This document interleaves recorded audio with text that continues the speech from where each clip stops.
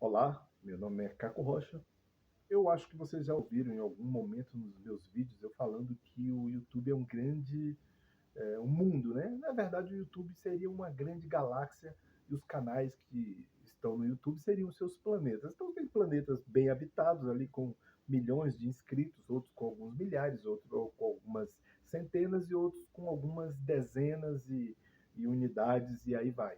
É isso, faz parte da vida. Então, esses planetas ou esses canais que cresceram bastante, têm muitos inscritos, provavelmente, como eu já disse, chamaram a atenção das pessoas e por diversos motivos, por serem canais humorísticos. Lembrando que tudo isso tem um tempo, tá? Tudo isso tem um tempo, mas é o suficiente no YouTube para muita gente ganhar dinheiro e mudar suas vidas. Mas isso vai ter um tempo, isso vai mudar, isso vai cair, e outras pessoas novas vão surgir, e isso faz parte da vida, tá? As pessoas muitas das vezes não estão preparadas para enfrentar o fracasso, né? O fracasso faz parte da vida também. Muitas pessoas não estão, muitas pessoas sofrem quando deixam de ser sucesso. Isso acontece com atores de atrizes de novela, televisão, cinema aí, acontece, tá? Então, nesses mundos aqui, algumas pessoas crescem, crescem, crescem e ficam grandes, se tornam influenciadores, podem transformar a vida das pessoas para bem ou para mal, isso acontece, tá? E outros não vão a lugar nenhum, ficam ali. E eu já disse aqui, muitas das vezes, se você tem esse objetivo de ser grande no YouTube e não consegue, provavelmente seu conteúdo, o que você faz, não agrada as pessoas. E se não agrada as pessoas, elas não vão fazer parte ali do seu, do seu leque, né? Não, não vão fazer parte. As pessoas não vão se inscrever, é, provavelmente vão criticar e coisas afim. Aí também existem alguns tópicos que não são de interesse da grande maioria, ou seja, as pessoas não se interessam por alguns tópicos, principalmente desses que a gente fala aqui. As pessoas se interessam por outros tópicos. No YouTube é bem claro que os assuntos que têm a ver com humor, com teoria da conspiração, com mentiras, com invencionices, com crença, principalmente se forem crenças distorcidas, levantadas e alçadas por líderes religiosos, isso tem uma grande razão de ser e acabam se transformando aqui no YouTube e dando conta da vida das pessoas. Esse tipo de coisa sim pode acontecer. Mas outras coisas não. Por exemplo, tem pessoas que não crescem no YouTube. Tem um rapaz aqui, por exemplo, que ele se auto-intitula o primeiro do YouTube, que ele teria praticamente desenvolvido e criado o YouTube. Lógico que isso é uma ironia, né? E esse cidadão, ele reclama todos os dias, são vários dias, às vezes ele dá um tempo, mas depois começa uma gama de vídeos falando do mesmo assunto, que ele foi o primeiro no YouTube, que um outro youtuber que o difamou e que só cresceu por difamá-lo.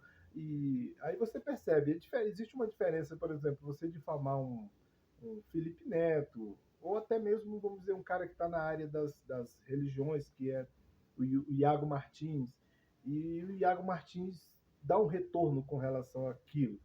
Aí pode ser que você chame a atenção de alguns inscritos do Iago Martins e ele vá para o seu canal e faça com que você tenha crescido um pouco mais, né?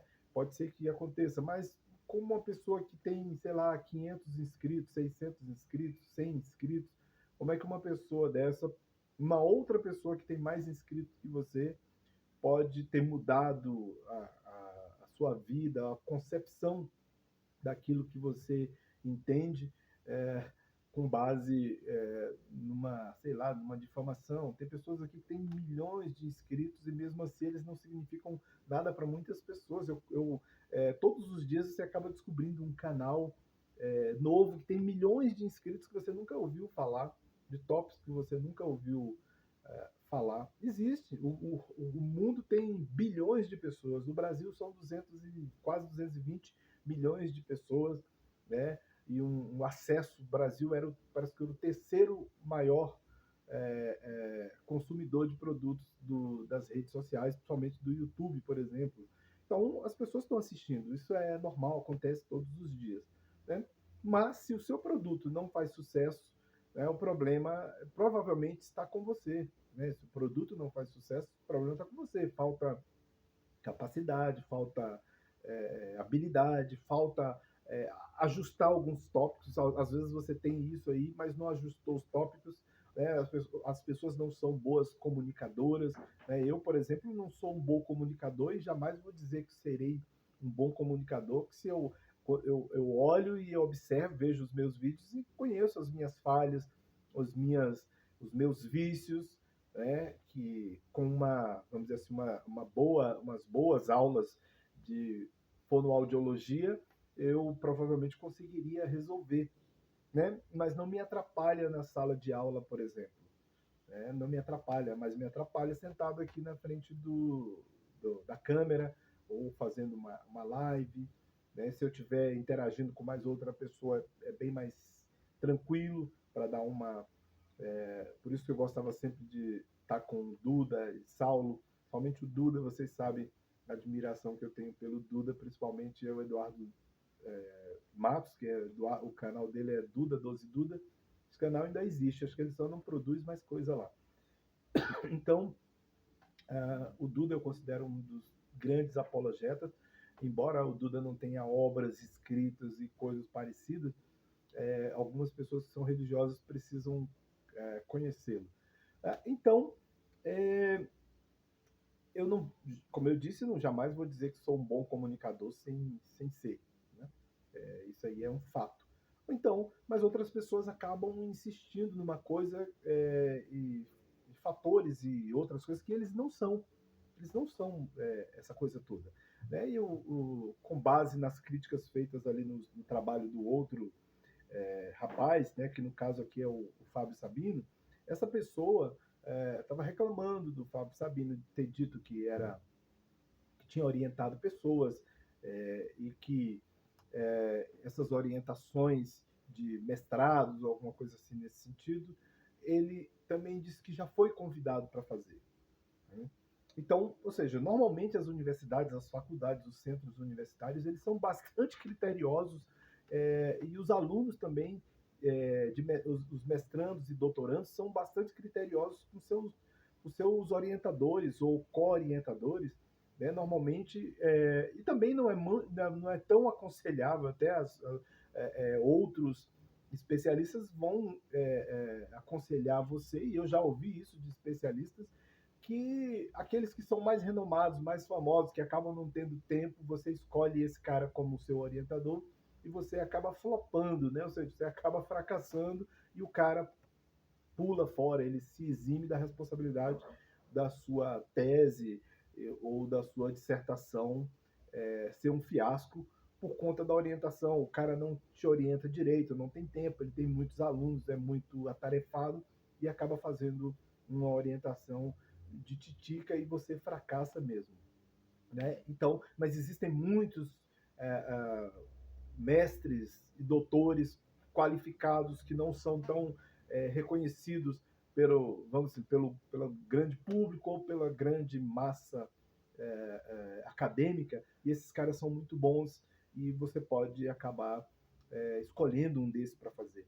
Mas você escolher uma pessoa que não tem, sei lá, mestrado, que não tem doutorado, para te orientar de onde surgiu essa ideia, normalmente as universidades são muito criteriosas. Veja só, justificativa circunstanciada de sua contribuição inovadora para o programa de pós-graduação. Observou isso aqui? Justificativa circunstanciada de sua contribuição inovadora para o programa de pós-graduação.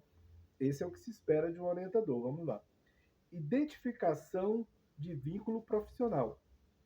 Demonstração de infraestrutura laboratorial. Né?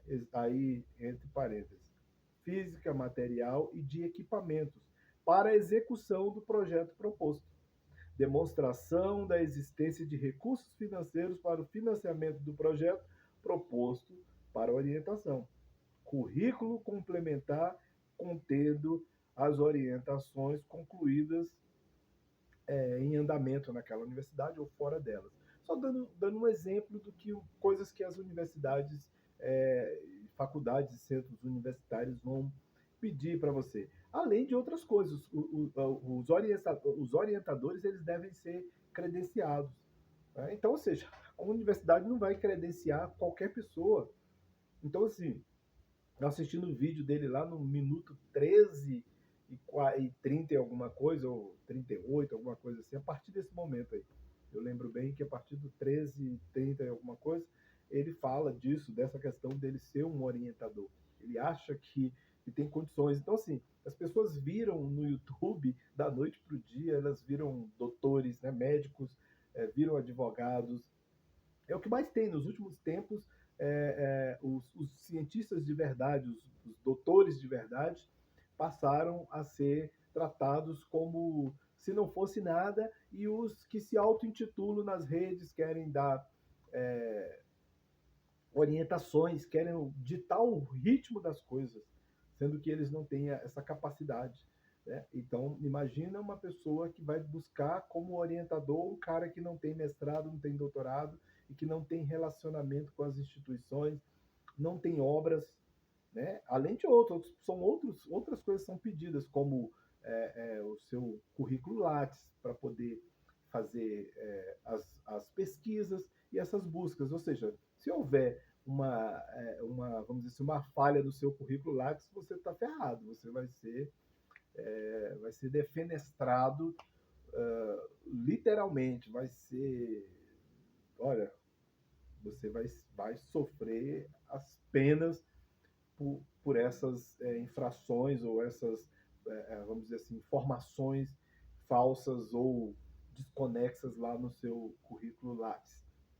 Então, esse é um problema muito grande que atinge as pessoas que estão no YouTube. Eles se tornam mestres assim, das informações, eles viram, olha, é uma pataquada, e você sabe que não está. Então, assim, já pensou você ter um orientador que não sabe pronunciar uma palavra? Eu não estou dizendo que é só o problema da dicção, que eu já falei também que em outras oportunidades, as minhas dificuldades, problemas de dicção também, como qualquer outra pessoa poderia ter.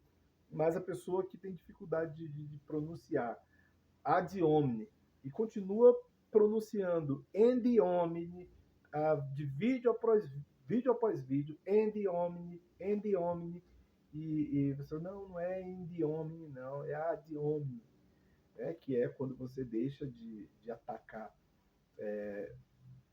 o trabalho da pessoa, a obra, ou atacar no sentido de fazer críticas que elas podem ser construtivas e observações que elas podem te destruir totalmente. Então, você deixa de atacar o material, a obra da pessoa, para atacá-la diretamente. Você é idiota, você é burro, você é isso, você é preto, você é isso, você ataca a pessoa pessoalmente, diretamente, ao invés de atacar a argumentação ou a obra, qualquer coisa nesse sentido. Né? Então é o ad hominem, esse ataque direto à pessoa, né? Como um ser, esse ataque. Mas a pessoa continua vídeo após vídeo dizendo end hominem, mesmo pronunciando ou lendo. Isso prova que isso causaria muita estranheza para quem tivesse vamos dizer assim, sendo orientado por uma pessoa dessa. Supondo que essa pessoa pudesse se orientar, né? Porque talvez até como co-orientador, ele já teria um problema com o orientador, que o orientador provavelmente teria um problema com o seu co-orientador, haja vista que a sua capacidade de entendimento cognoscível de algumas coisas seria extremamente limitada. É complexo isso, né? Então, assim, Eu não consigo nem entender isso. Inclusive, por conta dessas coisas do YouTube, eu já falei aqui, ele gravou um vídeo em que ele queria que eu confirmasse que ele foi o primeiro no YouTube. Se ele chegou primeiro do que um ou do que o outro, isso não vai mudar nada, isso não interfere. Né? Por exemplo, chegou primeiro do que o Fábio Sabino, isso não interfere.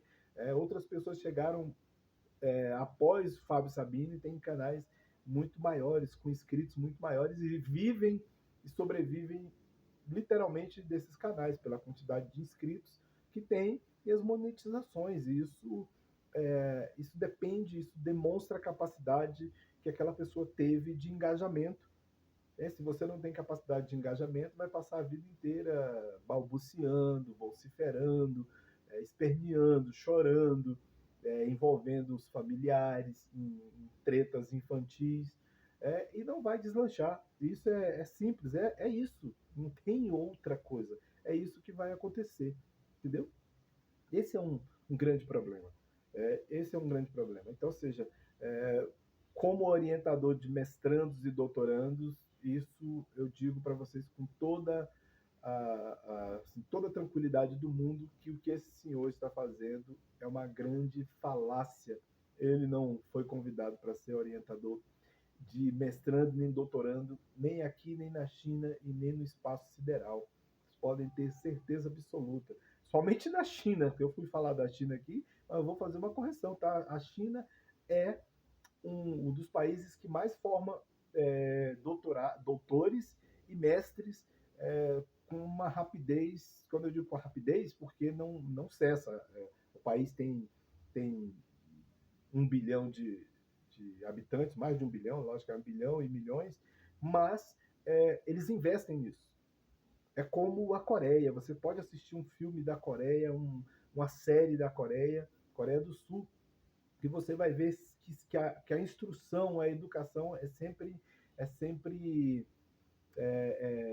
ressaltada. Ela, até em momentos críticos. Eu estava assistindo uma série, acho que eu esqueci o nome da série, mas eu acho que eu esqueci o nome da série. Mas é uma série que tem de zumbis, mesmo na situação de zumbis terríveis, condição mais adversa que você puder imaginar, eles estão falando em educação, em estudo e coisas parecidas. Né? Mas então é isso. E a outra coisa que eu queria falar aqui com vocês era sobre um papiro. Papiro de Ipúver, ou de papiro de Ipu. Esse papiro de Ipu, ele é um papiro que ele trata das pragas do Egito. De alguma forma, ele corrobora essa ideia das pragas do Egito. Eu vou pegar aqui e tá vendo aqui, ó? O diálogo de Pulver e o Senhor de tudo escrito. Também conhecido como Conselhos de um Sábio Egípcio, o papiro de Pulver descoberto em Mênfis, né, em Sácara, ou Saqqara, como você quiser, mas Sácara, no Egito, foi comprado por Giovanni Anastasi, ou como a gente for traduzir, vai estar Anastasia. Inclusive, tem um político no Brasil aqui, sobrenome Anastasia, né? Em 1780, de 1780 a 1860, né? Um rico mercador, né, nascido em Damasco, na Síria, que tinha hábito de comprar antiguidades. Giovanni vendeu uma grande coleção de antiguidades para o governo holandês, inclusive o papiro de Pulver, que foi então entregue ao Museu Nacional Holandês de Antiguidades em Leiden em 1822. Esse papiro também tem esse nome de papiro de Leiden, Leiden I 344, alguma coisa assim. Acho que ainda vai chegar nele aqui, porque eu estou adiantando. Quando Giovanni era cônsul do Egito, foi então que comprou este papiro de alguns egípcios na época em que fazia negócios no mercado alexandrino.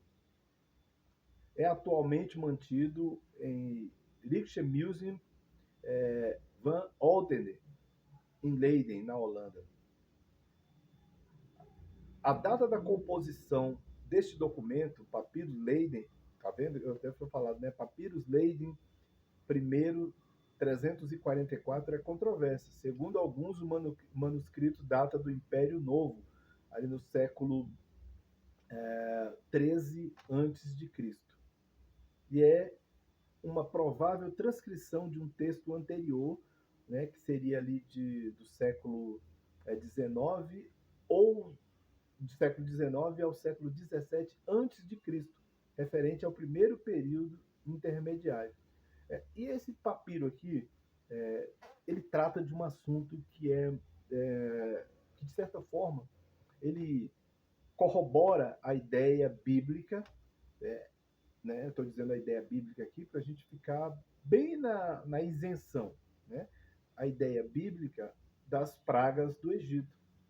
Então, o papiro acaba relatando. No papiro há uma frase em que usa a palavra Nur, que significa Nilo. Deixa eu ver se eu acho isso aqui nessa referência aqui para poder falar. Que fala que no papiro fala que o rio ficou vermelho. Assim, a Bíblia não diz que o rio ficou vermelho de sangue, né? Houve toda a questão das pragas. Vamos ver aqui. Em vista de referências frequentes onde se fala de escravos abandonados, status de subordinados e a inversão do domínio, bem como a notável declaração onde se diz que o rio se tornou sangue. Tá aqui. Certo arqueólogo e estudioso do assunto, o Dr. Roland, o nome aqui é bem Ermac, é porque estava outra palavra, não, reconhece que em uma leitura literal, estes são aspectos similares ao relato de Êxodo 2. As passagens as passagens do relato bíblico de Êxodo e do texto de Púver são tão similares que a mera coincidência não explica de modo conveniente sua similaridade. Então, ou seja, esse papiro de Púver, ele acaba corroborando a ideia de que, repito novamente, tá? Porque eu sei que eu tenho aqui religiosos que acabam assistindo. Eu estou dizendo a ideia da Bíblia de que houve as pragas da Bíblia, né, que são ditas, ou as pragas do Egito que estão relatadas na Bíblia, o papiro de Púver acaba corroborando esta ideia. Ou seja, ele corrobora este relato que está escrito.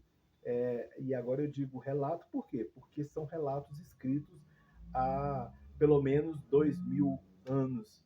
Então, não dá para a gente simplesmente descartar isso. E repito, não estou falando aqui de divindade, qualquer coisa parecida. Estou falando de documento, e o documento não pode ser dispensado. Você pode até não acreditar no documento, não acreditar no documento no sentido do que está escrito no documento, mas a documentação em si ela não pode ser descartada. Você pode achar que é fantasioso, e isso aí é um direito seu, nós vamos brigar por isso. Você pode achar que é fantasioso, mas os documentos eles existem, né? Os papiros, toda essa documentação existe e não tem como negá-lo, entendeu? Não tem como, não há nenhuma possibilidade de negar. Nenhum estudioso até hoje negou essa documentação, ou fraudes ou qualquer coisa parecida, né?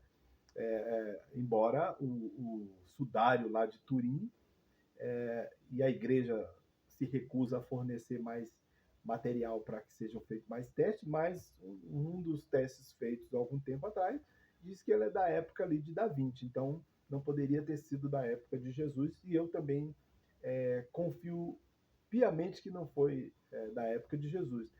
Ou seja, os religiosos são muito bons em criar relíquias.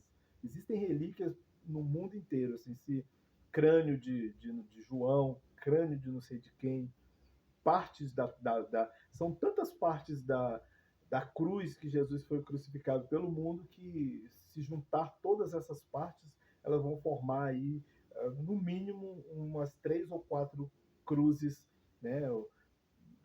por aí, de tanto outras relíquias, sangues e coisas parecidas que são guardadas dentro de igrejas, desculpa, tanto católicas quanto síria ortodoxas, né? Igrejas cristãs, síria ortodoxa, e gregas e russas e por aí fora. Todas essas têm relíquias que remetem ao período em que Jesus foi crucificado.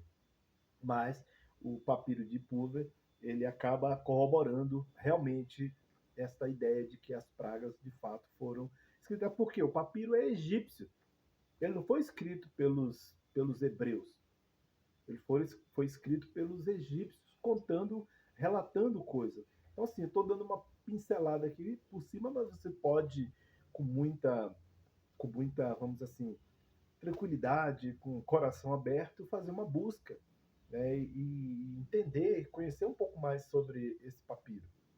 Né? Então, eu convido você a dar uma busca. Isso não vai mudar o seu entendimento, eu acho, na minha concepção, não vai mudar o seu entendimento com relação às coisas. E também não tem o objetivo aqui de transformar nenhum ateu em cristão de forma alguma. Se você é um ateu, meu amigo, seja o melhor ateu que você puder ser.